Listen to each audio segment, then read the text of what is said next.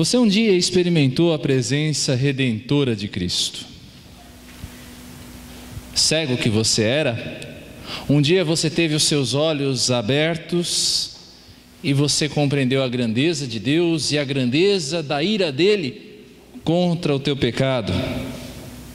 Você compreendeu a tua indignidade, a tua miséria, e ao mesmo tempo você entendeu a respeito da graça remidora do Senhor Jesus e do quanto Deus te ama.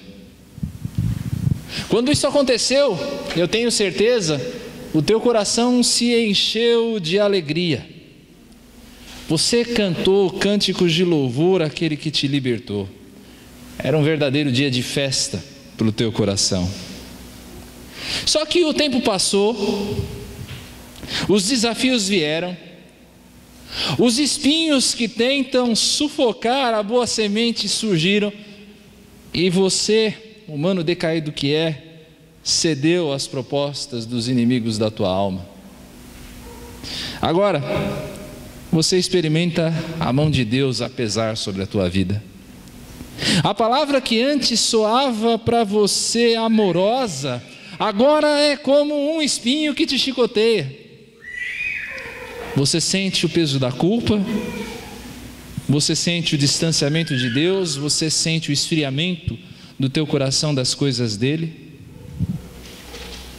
Deixe-me dizer a você que você não está sozinho.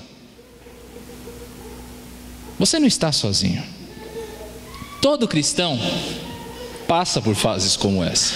Todo cristão passa por fases em que você sente a mão de Deus pesar sobre a tua vida por causa dos teus erros, por causa dos teus pecados. O povo de Deus, Israel, também viveu esta experiência dolorosa. E a palavra de Deus, ela nos convida a aprender com Israel o caminho da restauração. E eu convido você a abrir a sua Bíblia para nós vermos esse caminho de restauração a partir do livro de Juízes, capítulo 2, versos 1 a 5. Juízes, capítulo 2, versos 1 a 5.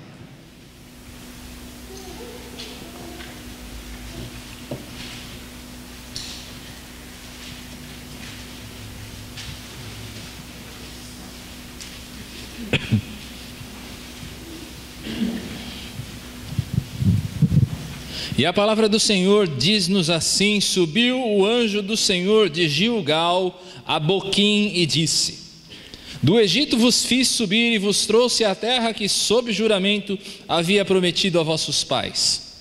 Eu disse: nunca invalidarei a minha aliança convosco.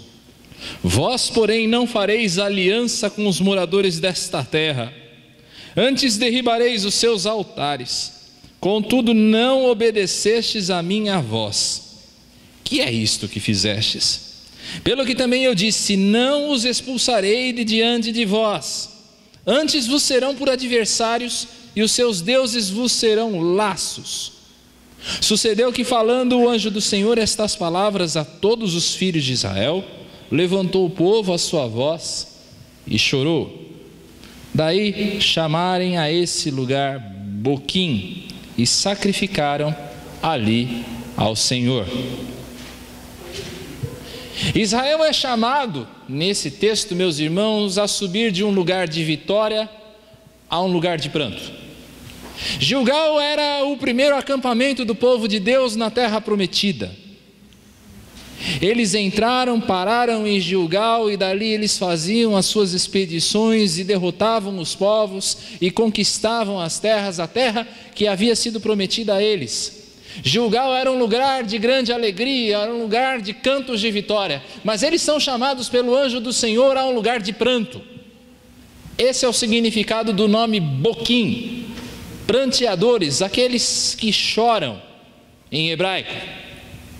Israel então é chamado ao lugar do canto para o lugar do pranto. Quem o chama é o anjo do Senhor. O anjo do Senhor chama então Israel a juízo. Esse anjo que havia ido adiante de Israel durante toda a sua peregrinação. Era o mesmo anjo que acompanhara Israel no deserto. Era o mesmo anjo que havia ido adiante dos exércitos do povo de Deus nas suas batalhas na terra prometida. Nós entendemos que esta manifestação, esse anjo, é uma teofania. O que é que quer dizer essa palavra? Uma manifestação visível do próprio Deus. Na teologia reformada nós entendemos que esse anjo era o próprio Cristo pré-encarnado. Cristo aparecendo ao seu povo para anunciar o pecado do povo, para chamar o povo à reflexão, para chamar o povo ao arrependimento. É Deus chamando o seu povo a juízo. Deus havia feito um pacto com os patriarcas, uma aliança com os patriarcas. Nós temos falado a respeito disso na escola bíblica, na classe de casais. Deus havia feito um pacto com Abraão, com Isaac, com Jacó, uma aliança de que ele haveria de tomar um povo para si, de redimir esse povo e de inseri-lo na terra prometida. Deus havia feito esse pacto, e ele vinha cumprindo os termos dessa aliança. Ele havia tirado o povo do Egito com mão forte. Pense em todos os eventos do Êxodo. Deus havia sustentado esse povo por 40 anos no deserto, de uma tal maneira que nada faltava a esse povo. Deus havia dado vitória a Israel contra todos os seus inimigos, todos os seus adversários de Canaã.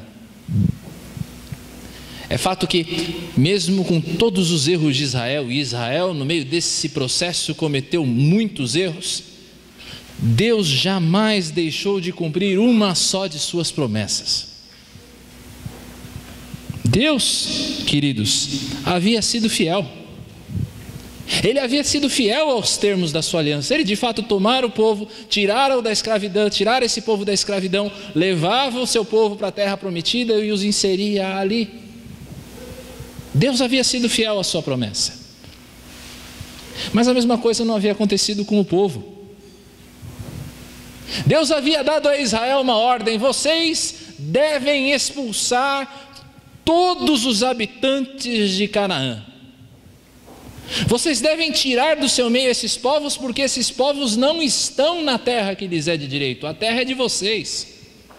Expulsem esse povo, tirem todos os habitantes dali. A preocupação maior do Senhor aqui é que estas nações, se permanecessem no meio de Israel, haveriam de contaminar o seu povo com a sua rebelião, contagiar o seu povo com a sua idolatria.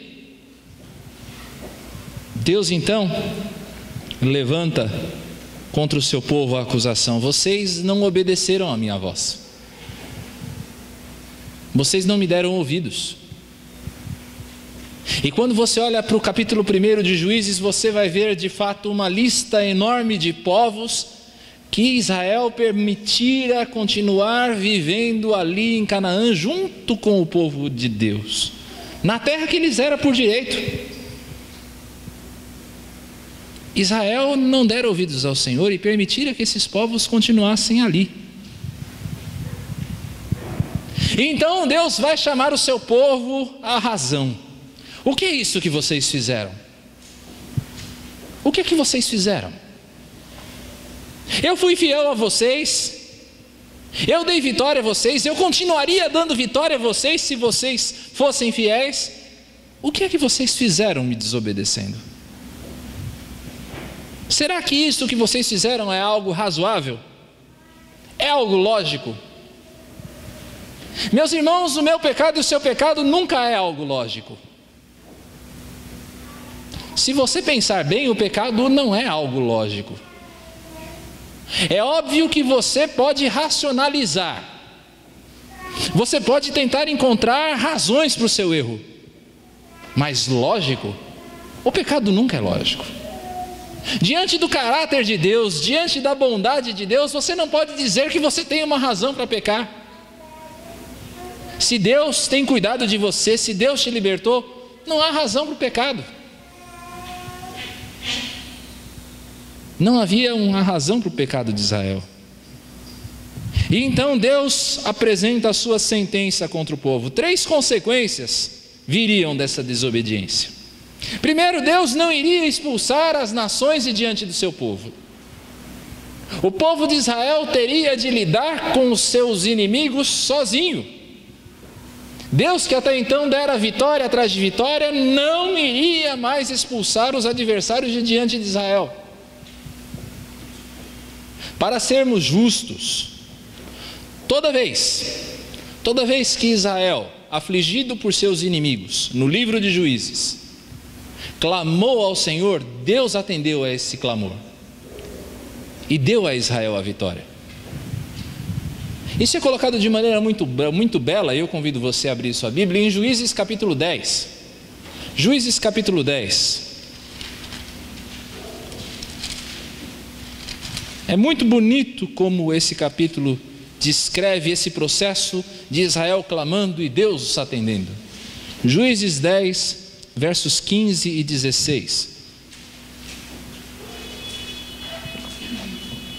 Juízes 10, versos 15 e 16, que diz assim: mas os filhos de Israel disseram ao Senhor: temos pecado, faze-nos tudo quanto te parecer bem, porém livra-nos ainda desta vez, te rogamos.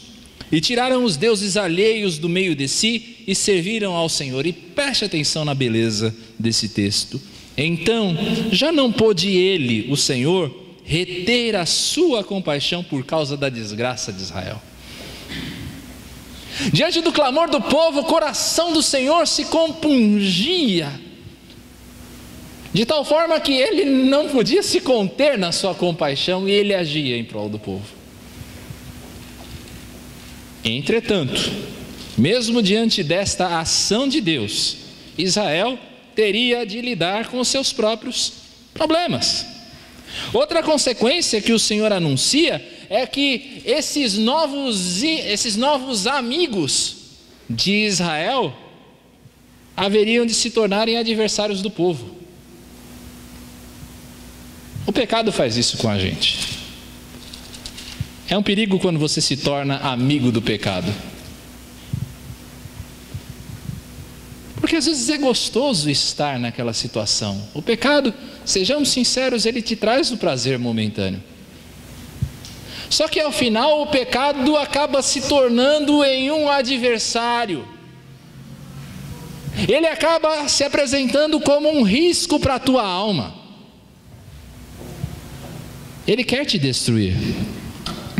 E a terceira consequência é que a idolatria dos povos em redor levaria Israel a se desviar do seu relacionamento pactual com Deus. A idolatria, a rebelião desses povos haveria de fazer com que o povo de Deus se desviasse. Deus nos ama, queridos. Deus ama você. Deus, ele é gracioso para conosco. Mas saiba de uma coisa, Deus, ele não nos poupa da consequência dos nossos atos. Deus não te poupa da consequência do pecado. Você precisa saber que aquilo que você plantar, você vai colher. O que o homem plantar, isso ele virá ceifar. Deus não evita a consequência dos seus erros. Você se lembra de Moisés? Desonrou o Senhor batendo na pedra quando o Senhor disse: fala a pedra que ela vai jorrar água.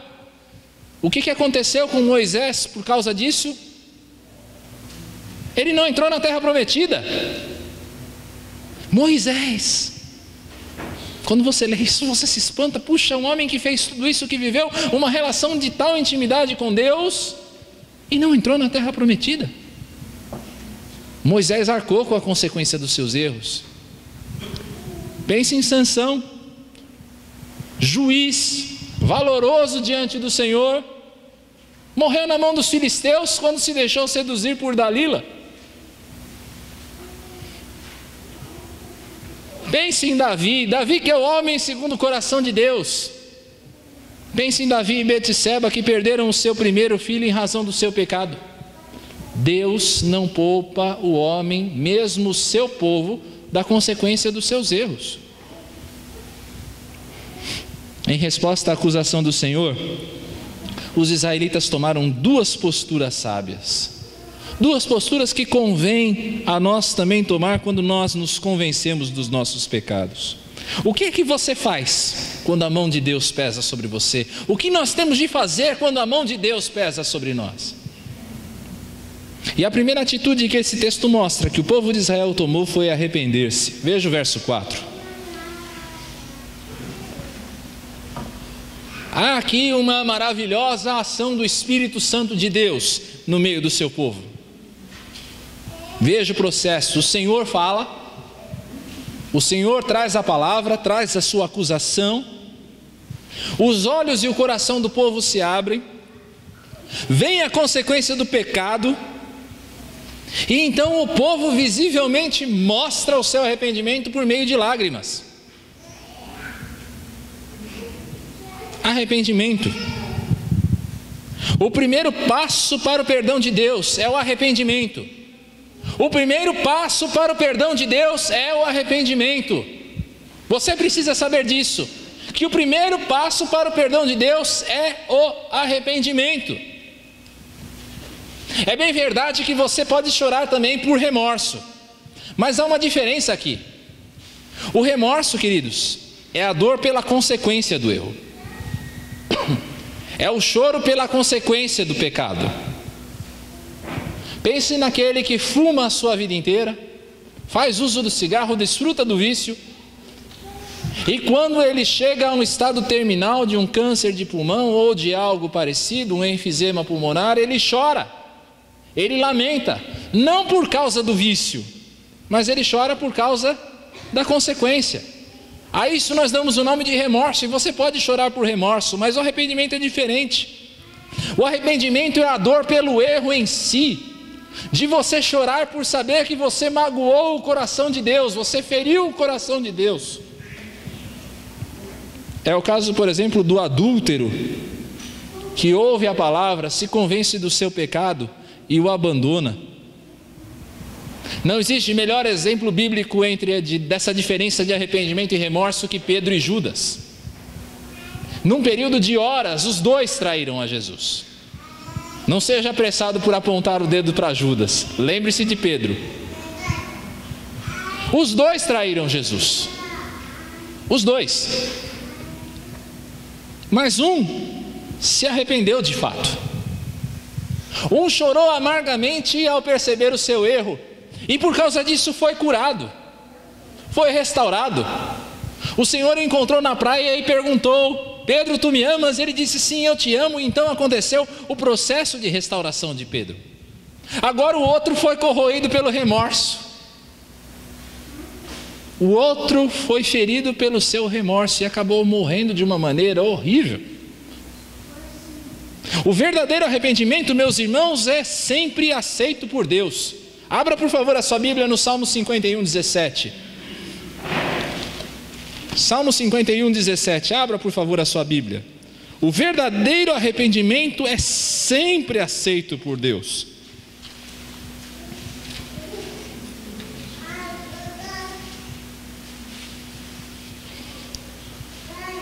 Vamos ler juntos?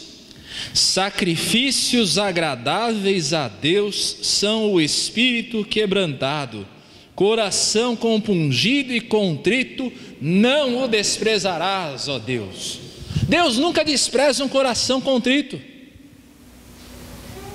Não há ninguém que venha em verdadeira contrição ao Senhor que não encontre perdão e paz. O arrependimento, queridos, é uma tristeza que traz vida. Abra agora em 2 Coríntios 7, 10. 2 Coríntios 7, 10.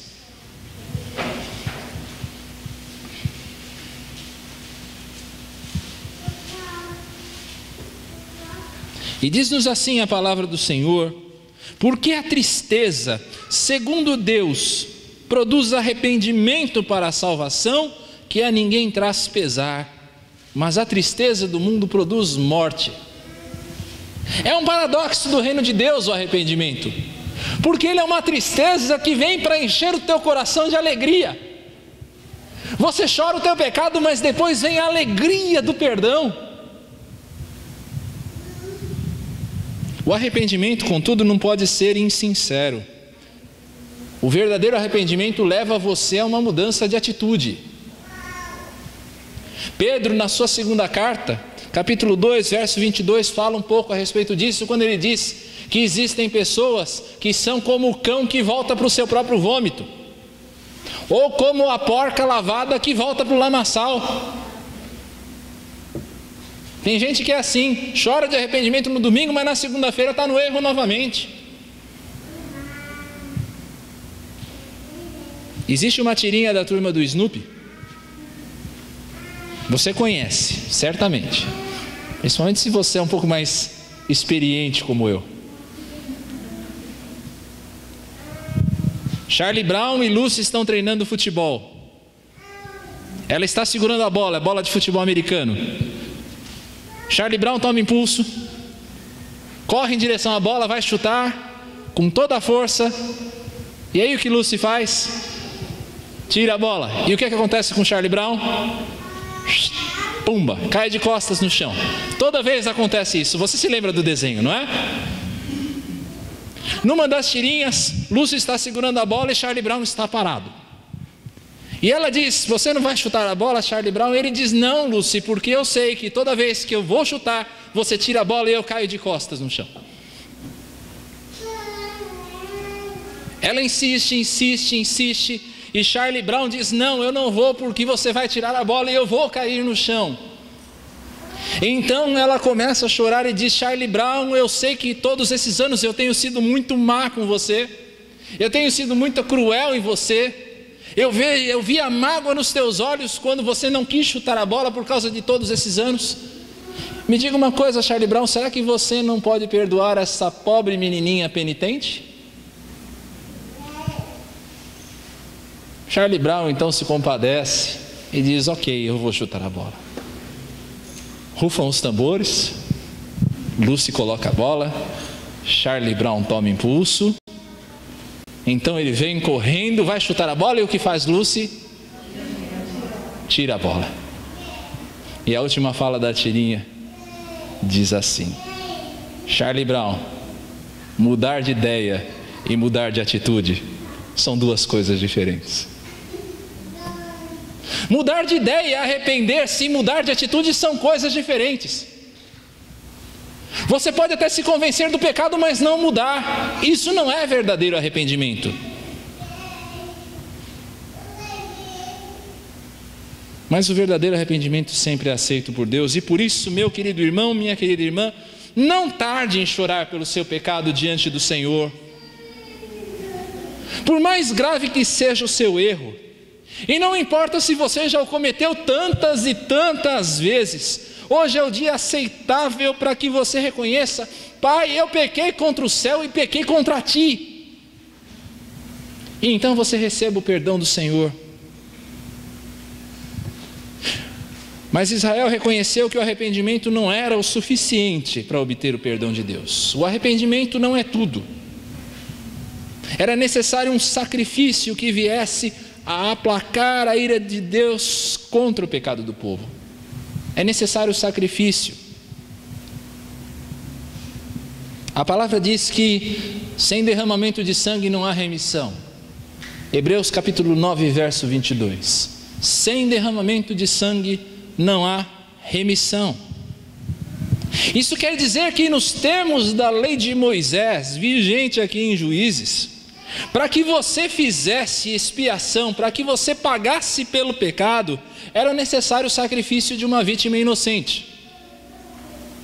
E é o que o povo faz no verso 5 do nosso texto. Eles sacrificam ali em Boquim diante do Senhor.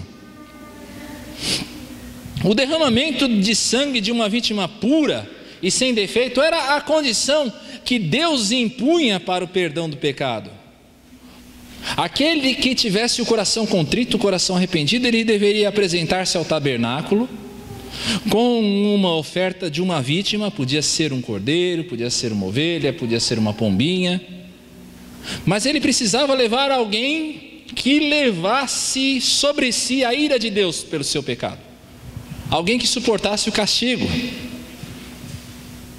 O segundo passo, o primeiro é o arrependimento. O segundo passo para o perdão de Deus é crer que uma vítima inocente pode suportar o peso da ira de Deus no nosso lugar, no seu lugar. Você precisa crer que aquela vítima inocente pode levar o peso da tua ira.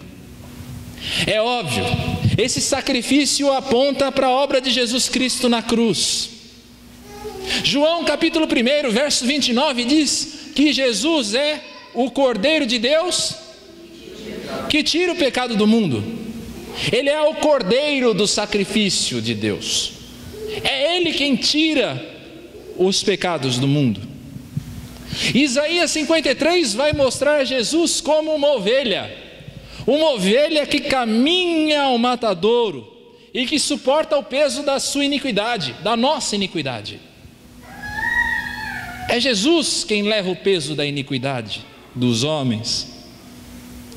Jesus é o justo que aceita morrer no lugar de injustos, diz o apóstolo Paulo em Romanos capítulo 5, versos 7 a 9. Ele é aquele que morre por injustos, o justo que morre por injustos, o inocente que morre pelo culpado, o santo que morre pelos pecadores. Esse é Jesus.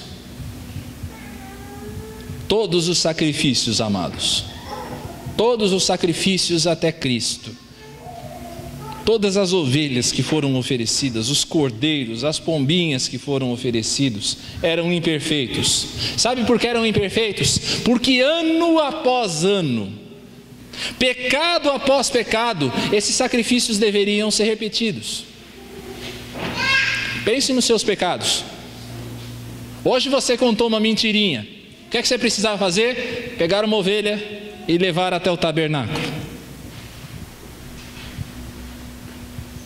Amanhã você olhou para uma mulher com intenção impura. O que você faz? Ou um homem, né, com intenção impura. O que você fazia? Pegava uma ovelha, levava para o tabernáculo. Haja ovelha, né? Se pensar na minha vida, haja ovelha. Eram imperfeitos, eles tinham de ser renovados dia após dia, anos após ano. Entretanto, Cristo morreu e pagou de uma vez só o preço de todos os pecados do seu povo. Todos os pecados foram pagos. Não é necessário então que você sacrifique novamente. Não é necessário que você traga aqui para a igreja uma ovelha. Não faça isso. Apesar que logo vai ter igreja aceitando ovelha. No ritmo das coisas, que as coisas vão, logo vai ter altar do sacrifício. Já tem igreja com véu, já tem igreja com arca, só falta o altar do sacrifício. Mas não é necessário que você sacrifique novamente. É necessário apenas que você creia que Jesus morreu no teu lugar, que Jesus cancelou o escrito de dívida que pesava sobre você. Abra, por favor, em Romanos 10, 9. Você tem que grifar esse texto na tua Bíblia. Ele vai servir para a tua evangelização. Romanos 10, 9. Grifa ele na tua Bíblia, grava esse versículo, coloca ele no teu coração, faz uma camiseta, manda no teu Facebook, faz de tudo, mas guarda esse versículo. Aí, Camila, esse é bom, você coloca bastante versículo. Romanos 10, 9, vamos ler juntos? Se com a tua boca confessares Jesus como Senhor, e em teu coração creres que Deus o ressuscitou dentre os mortos, serás salvo. Você precisa crer em Jesus. Você precisa crer que Ele é o sacrifício definitivo. E que maravilhosa segurança nós temos quando nós cremos no Senhor Jesus, nessa certeza de que o sacrifício de Jesus é suficiente. Romanos 8, 32, 39, e nós cantamos isso. Quem irá nos separar do amor de Cristo? Podemos cantar esse pedacinho? Quem nos separará do amor de Cristo? Será tribulação, angústia ou perseguição, fome ou nudez, perigo ou espada? Quem nos separará do amor de Cristo? Mas sei que estou bem certo de que nem morte, nem vida, nem anjos, nem principados, nem coisas do presente, nem do porvir, nem poderes, nem alturas, nem profundidade, nem qualquer outra criatura poderá nos separar do amor de Deus, que está em Jesus Cristo, nosso Senhor, que está em Jesus Cristo. Sabe por quê? Sabe por que você pode ter essa certeza? Quem intentará acusação contra os eleitos de Deus? É Deus quem os justifica. Quem os condenará? É Cristo Jesus quem morreu, ou antes quem ressuscitou, o qual está à direita de Deus e também intercede por nós. Você pode ter essa certeza, querido, porque Cristo morreu por você.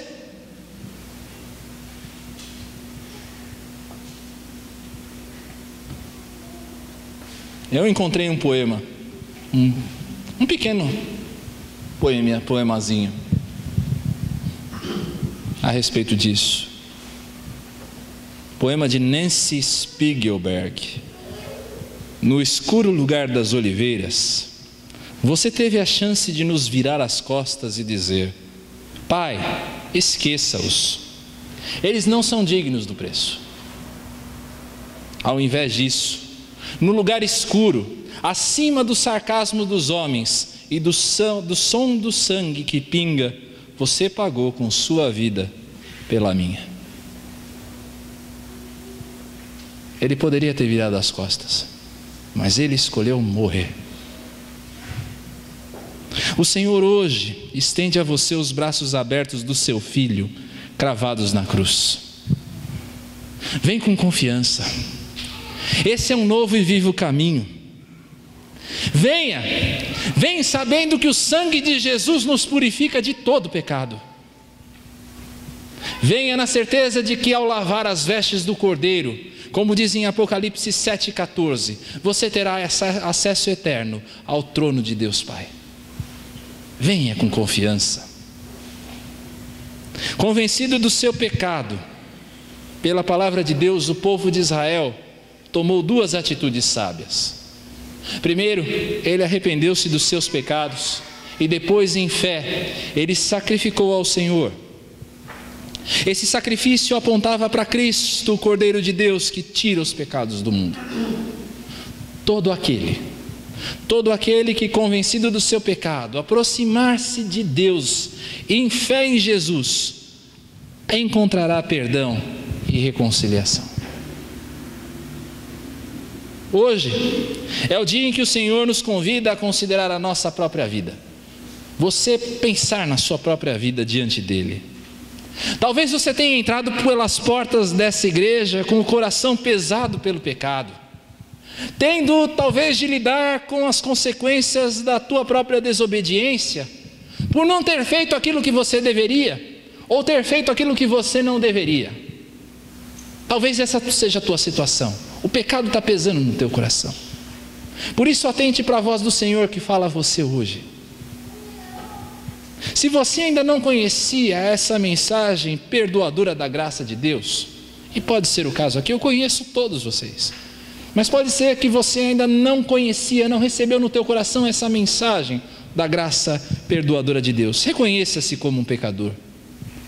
A Bíblia diz que não existe um só homem que não peque. Se você sabe que você tem dentro de você um problema grave chamado pecado, hoje é o dia de, em contrição e com olhos fixos na cruz de Cristo, você se aproximar do teu Pai. O Senhor Deus não deseja a sua destruição, antes Ele espera, o seu amor espera que você confesse o seu pecado, que você confie na sua cruz e que você se volte para Ele. Arrependa-se, creia no Senhor Jesus Cristo, você que está nos assistindo aí através desse vídeo. Pode ser também o caso de que você já conheça essa mensagem. Como o povo de Israel, Deus também já libertou você da escravidão. Você já provou da liberdade que Deus dá. Você tinha antes aquela alegria de Gilgal, da entrada na terra prometida. Mas então, ao deixar de ouvir a voz de Deus, você permitiu que o pecado viesse a nublar a glória de Cristo na tua vida. Se esse é o seu caso, querido, se o pecado veio a nublar algo que antes para você era algo tão claro, é sempre a hora oportuna para que um filho pródigo volte para casa. É sempre a hora oportuna. O Senhor Deus, preste atenção nisso, o Senhor Deus deseja hoje restituir a você a alegria da sua salvação. Deus deseja devolver para você aquela alegria, aquele vigor que você tinha antes, quando você o conheceu. Confesse o seu pecado. Confesse o seu pecado diante de Deus. Volte os seus olhos para Jesus Cristo. Então retome a caminhada em direção ao lar celeste. Volta. É sempre tempo de voltar. Mas também pode ser o caso de que você esteja confortavelmente instalado nos domínios do pecado. Que o pecado seja algo gostoso para você e ali você quer ficar. O teu coração está endurecido e você julga que é melhor você fazer as coisas do seu jeito, você seguir os teus próprios caminhos e não o Senhor. Você acha melhor fazer a tua vontade e não a vontade de Deus. Meu amado, meu querido irmão, saiba de uma coisa: você terá de lidar com as consequências do teu pecado. Você vai ter de lidar com as consequências do teu erro. Deus, Ele é justo. Ele é justo para permitir que eu e você colhamos os frutos das nossas más ações. Não seria oportuno, não seria razoável. Eu lhe chamo em nome de Jesus. Não seria razoável que você voltasse antes que a ruína viesse? Antes que a mão de Deus pesasse? Não seria melhor voltar em arrependimento e fé? Que o Senhor jamais retire de nós a sua exortação de Pai. Que se eu e você tivermos de lidar com a consequência dos nossos erros, nós o façamos em humildade e reconhecimento de que Deus, Ele nos disciplina, não para a morte, mas para a vida. Que o nosso coração esteja sempre disposto ao arrependimento e os nossos olhos estejam sempre atentos e confiantes naquele que se deu por cada um de nós. Que o Senhor assim nos abençoe.